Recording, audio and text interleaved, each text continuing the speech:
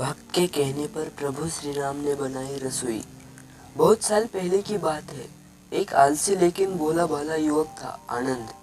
दिन भर कोई काम नहीं करता, बस खाता ही रहता और सोए रहता। घर वालों ने कहा कि चले जाओ, निकलो घर से, कोई काम धाम करते नहीं हो, बस पड़े रहते हो। वह घर से निकलकर यूं ही भटकते हुए एक आश्रम पहुंचा। वहां उसने देखा कि एक गुरुजी है और उनके शिष्य कोई काम नहीं करते, बस मंदिर की पूजा करते हैं। उसने मन में सोचा कि ये बढ़िया है, कोई काम धाम नहीं, बस पूजा ही तो करनी है। गुरुजी के पास जाकर पूछा, क्या मैं यहाँ रह सकता हूँ? गुरुजी बोले, हाँ हाँ, क्यों नहीं, लेकिन मैं कोई काम नहीं कर सकता हूँ। गुरुजी, कोई काम नहीं करना है, बस पूजा करनी होगी। आनंद, ठीक है, वह तो मैं कर लूंगा। अब आनंद महाराज के आश्रम में रहने लगा। ना कोई काम, ना कोई दाम, बस सारा दिन खाते रहो और प्रभु भक्ति में भजन गाते रहो। महीना भर हो गया, फिर एक दिन आई एकादशी। उसने रसोई में जाकर देखा कि खाने की कोई तैयारी नहीं। उसने गुरुजी से पूछा कि आज खाना नहीं बनेगा क्या? गुरुजी ने कहा, नहीं, आज तो एकादशी है, तुम्हारा भी उपवास है। उसने कहा, नहीं, अगर हमने उपवास कर लिया तो कल का दिन ही नहीं देख पाएंगे। हम नहीं कर सकते उपवास, हमें तो भूख लगती है। आपने पहले क्यों नहीं बताया? गुरुजी ने कहा, ठीक है, तुम ना करो उपवास, पर खाना भी तुम्हारे लिए कोई और नहीं बनाएगा, तुम खुद बना लो। मरता क्या न करता, गया रसोई में। गुरुजी फिर आए, देखो, अगर तुम खाना बना लो तो राम जी को भोग जरूर लगा लेना और नदी के उस पार जाकर बना लो रसोई। ठीक है। लकड़ी, आटा, तेल, घी, सब्जी लेकर आनंद महाराज चले गए। जैसे तैसे खाना भी बनाया। खाने लगा तो याद आया कि गुरुजी ने कहा था कि राम जी को भोग लगाना है। लगा भजन गाने, आओ मेरे राम जी, भोग लगाओ जी, प्रभु राम आइए, श्री राम आइए, मेरे भोजन का भोग लगाइए। कोई न आया तो वो बेचैन हो गया कि यहाँ तो भूख लग रही है और राम जी आ ही नहीं रहे। भोला मानस जानता नहीं था कि प्रभु साक्षात तो आएंगे नहीं, पर गुरुजी की बात मानना जरूरी है। फिर उसने कहा, देखो प्रभु राम जी, मैं समझ गया कि आप क्यों नहीं आ रहे हैं। मैंने रूखा सूखा बनाया है और आपको तर माल खाने की आदत है, इसलिए नहीं आ रहे ना। तो सुनो प्रभु, आज वहाँ भी कुछ नहीं बना। सबको एकादशी है, खाना हो तो ये भोग ही खा लो। श्री राम अपने भक्त की सरलता पर बड़े मुस्कुराए और माता सीता के साथ प्रकट हो गए। भक्त असमंजस में। गुरुजी ने तो कहा था कि राम जी आएंगे, पर यहाँ तो माता सीता भी आई है और मैंने तो भोजन बस 2 लोगों का बनाया है। चलो कोई बात नहीं, आज इन्हें ही खिला देते हैं। बोला, प्रभु मैं भूखा रह गया, लेकिन मुझे आप दोनों को देखकर बड़ा अच्छा लग रहा है।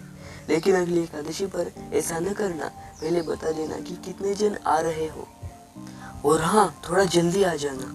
राम जी उसकी बात पर बड़े मुद्दित हुए, प्रसाद ग्रहण करके चले गए। अगली एकादशी तक यह भोला मानस सब भूल गया। उससे लगा कि प्रभु ऐसे ही आते होंगे और प्रसाद ग्रहण करते होंगे। फिर एकादशी आई। गुरुजी से कहा, मैं चला अपना खाना बनाने, पर गुरुजी थोड़ा ज्यादा अनाज लगेगा, वहाँ 2 लोग आते हैं। गुरुजी मुस्कुराए, भूख के मारे बावला है, ठीक है, ले जा और अनाज। अगली बार उसने 3 लोगों का खाना बनाया। फिर गुहार लगाई, प्रभु राम आइए, सीता राम आइए, मेरे भोजन का भोग लगाइए। प्रभु की महिमा भी निराली है। भक्त के साथ कौतुक करने में उन्हें भी बड़ा मजा आता है। इस बार वे अपने भाई लक्ष्मण, भरत, शत्रुघ्न को लेकर आ गए। भक्त को चक्कर आ गए। यह क्या हुआ? एक का भोजन बनाया तो 2 आए, आज 2 का खाना ज्यादा बनाया तो पूरा खानदान आ गया। लगता है आज भी भूखा ही रहना पड़ेगा। सबको भोजन लगाया और बैठे बैठे देखता रहा।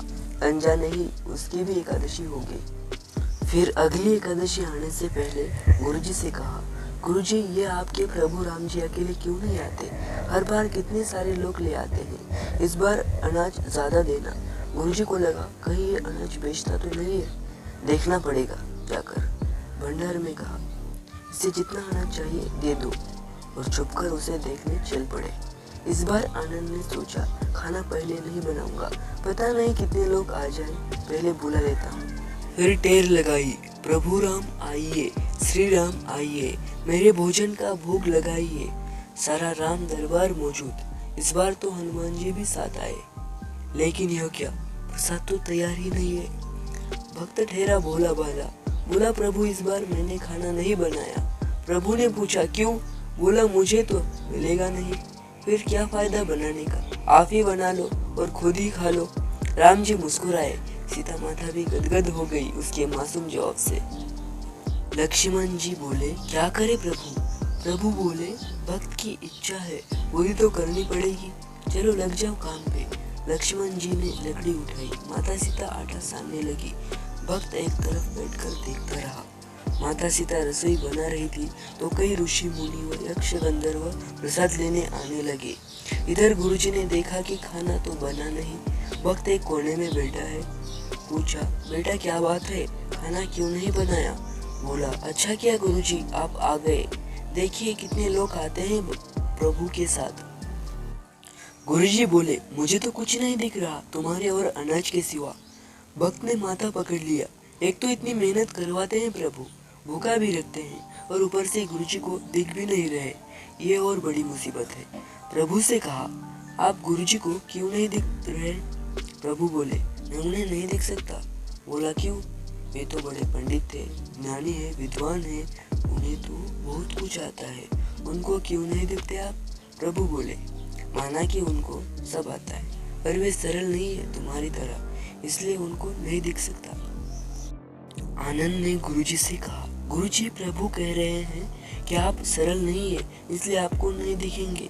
गुरुजी रोने और कहने लगे कि वाकई मैंने सब कुछ पाया पर सरलता नहीं पा सका तुम्हारी तरह, और प्रभु तो मन की सरलता से ही मिलते हैं।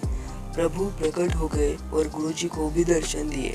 इस तरह एक भक्त के कहने पर प्रभु ने रसोई भी बनाई।